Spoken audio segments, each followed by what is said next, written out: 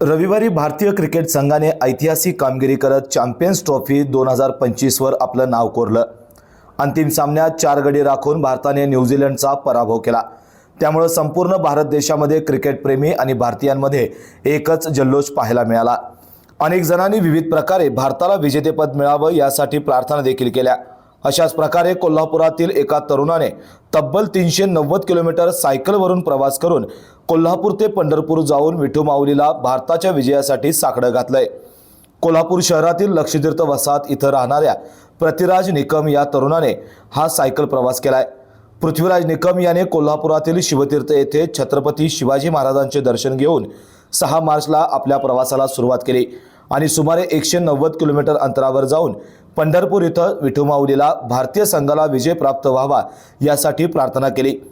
पंढरपुरात पोहोचल्यानंतर पंढरपूर व्यवस्थापन समितीने देखील पृथ्वीराज शशिकांत निकम याच्या या उपक्रमाचे स्वागत करून त्याचा सत्कार केला।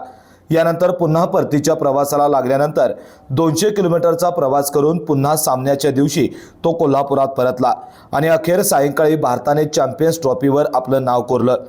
पृथ्वीराज निकम याच्या या उपक्रमाचं सध्या कौतुक होतंय। आ आ आई येस ब ब बदक क क कणीदार ख ख खमंग ग ग गोकुळ तू हा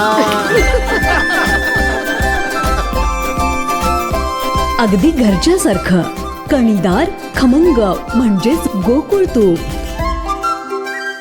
अशाच नवनवीन अपडेट पाहण्यासाठी आमच्या KK न्यूज चॅनेलला सबस्क्राईब करा।